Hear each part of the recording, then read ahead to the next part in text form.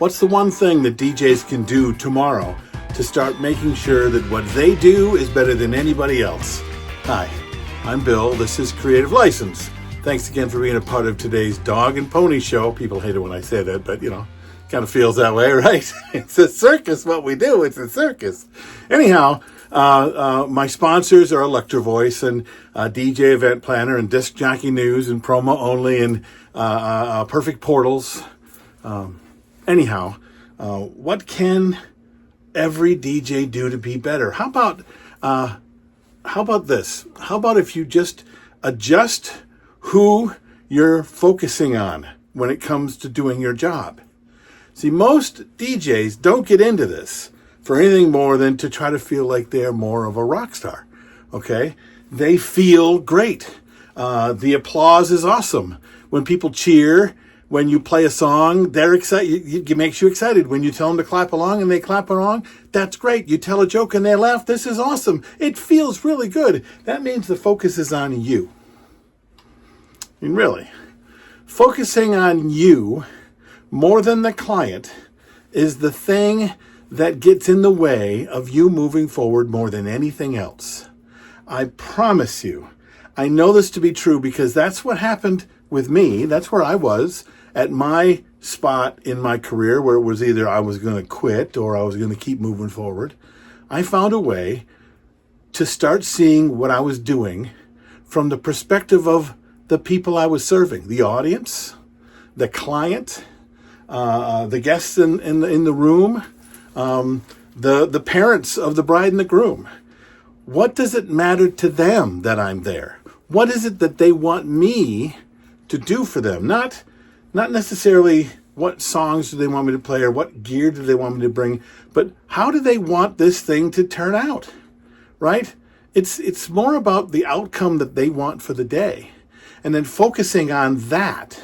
Because my outcome when I DJ in front of an audience is I want people cheering my name. I want people jumping up and down and screaming and cheering and clapping and swinging from the chandeliers and pouring beer on each other. I mean, that's a great party. I think that's a great party. I think that's a great party. Does your client? And if you're guessing, is that the way to go? Have you asked? Oh, that's another one. I ask people this, and my DJ friends will say, well, that's a pretty good guess. I mean, what I want is probably what they want. Probably. But believe it or not, most of the time, it's not. They have something in mind for their day that has nothing to do with you. It has to do with how they feel. It has to do with who they want the party to be for. They don't care if they get a full dance floor, if they get the outcome that they want. I really want my dad to feel really great about this party. Well, a great dance floor is not necessarily helping dad unless dad's a huge dancer and that's the thing he said he wanted. But if you're guessing, that means you're not talking to your client. If you are talking to your client, then you're probably not listening to your client if you're just guessing. That's the whole thing. Once you begin to take on that you're not there for you and you're there for only them, then what are the extra steps you need to take? And the number one thing you can do to take those extra steps is to start talking to your clients and listening to your clients. I mean, really listening.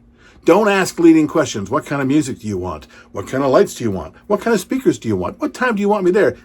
Look, you know all of that stuff. To be a pro, you know all that stuff. You need to get inside of what they're saying and hear what they really want. And most of the time, it has nothing to do with the tools that you're bringing.